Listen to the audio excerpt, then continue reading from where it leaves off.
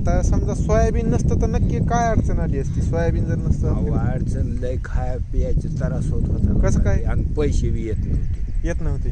कुठं नाही येणार. ज्वारीला भाव नाही, हो कडव्याला भाव नाही. खरंय. काय करताल पुन्हा? काढणी मोडणीचा काढणीचा अवघड. नाही पण पण सोयाबीन जर नसतं तर दुसरं पिकं होते ना, बाकी पिकं होते पण त्याला भाव नाही. ज्वारी कुठं हरभरण कुठं पेरायचं आहे का भाव त्याला? असं आहे ना. नाही पण त्यांच्या त्या मानानं तर आहे किंवा भाव असं नाही काही. सोयाबीन आलं हायब्रिड गेलं. होय. हायब्रिड वर काही दिवस 5 वर्ष 7 वर्ष जगले लोक हायब्रिड आणतात. आणि जे हायब्रिड गेलं ते सोयाबीन त्याच्यावर जगायले बघा. हायब्रिड खरीपात घेत होते का हे आताच्या ह्याला? हो मे झाला की मेलाच हायब्रिड निघत. जून मध्ये. हो सोयाबीन फायदेशीर राहायचं. सोयाबीनचा जर बिघूड झाला तर मग कसं करायचं? मग काय शेतकऱ्याला लय अवघड आहे बघा. तर कसं अवघड आहे? पिकतच नाही. दुसरं ज्वारी पेरा नाही तर पिवळे पेरा. आणि ज्वारी बी पाण्यावालीचीच. हो. आणि कोरड व्हायला काय करावं आम्ही? खरं आहे. पाठू कुठे मग वावर इकायचीच पाळी आहे. वावर इकायचीच वाळी आहे. लय अवघड आहे. लय अवघड आहे. मग काय करायला पाहिजे? सोयाबीन सस्टेन राहिलं पाहिजे. सोयाबीन सस्टेन राहिलं पाहिजे. त्याच्यासाठी प्रयत्न केले पाहिजे म्हणून, आहे का नाही? दुसरं पीक पद्धतीत काय उपयोग नाही. ऊस बिस ऊसाच आहे त्याला पाणी आहे. त्यालाच आहे पाणी आहे. हे बापून ऊस लावला गेल्या वर्षी मोडून टाकलं एकाच वर्षात. म्हणजे काढणी मुंडीतच मेलं म्हणायचं. नाही खरंय.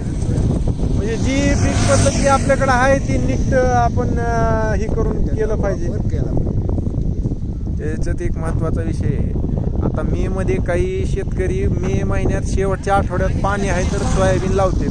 तिथं इथून तिथून सगळं पिवळा मोजाक पडतो. तर ही गोष्ट लक्षात घेतली पाहिजे. आपल्याला सोयाबीन टिकवायचंय तर पूर्व हंगामी लागवड, आरली लागवड ह्या ज्या काही आगावपाने जे काही आपले चालू आहे, म्हणजे 115 दिवसाच्या 110 दिवसाच्या व्हेरायटी असल्या कारणानं पुढची रब्बी भेटण्यासाठी लवकर लागवड व्हायलेली ही चुकीचं आहे. हे करू नका. मामा काय सांगतात आहे का? मामा डबल सांगा. सोयाबीन जर गेलं तर करायचं काय?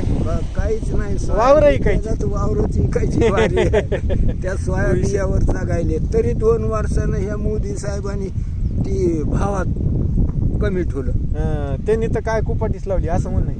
लोकांनी इकायचं आता 7,000 9,000 8,000 ही भाव पहिला होता. 5च्या बी मध्ये येऊन टाकलं. तर काय करायचं? ते काय ते आंतरराष्ट्रीय लेवलचा विषय आहे. पण ठीक आहे जी काय असेल ते. पण आपण आपल्याकडं आता जी काही पीक पद्धती सूट झाली किंवा आसपास लातूर असेल किंवा आता इथं आपल्या तुमच्या गावात बी आता सोयाबीन खरेदी केंद्र ते प्लांट चालू झाला तिथं. तर त्याची एक मूल्य साखळी उभी राहिली. त्याच्यामुळे शाश्वत पैसा भेटू शकतो शेतकऱ्याला, आहे का? असा विषय. चांगलं केलंय म्हणून. चांगलं केलंय. चांगलं आहे की उलट? चांगलं. सोयाबीन नेलं की खत तिथंच, औषध तिथंच, सगळं तिथंच घ्या. वा वा वा. चांगलं आहे. इकडं जायचंच नाही ना. खरं माल नेऊन टाकलं त्या भावात खरेदी केलं ना आपलं लगेच माल घेऊन यायचं. चांगलं फायद्यात झालं की मग आपल्याला फायदा जाऊ टाकतो. खात बी सगळं पैसा वाचतंय आपला इथून वाहतुकीचा.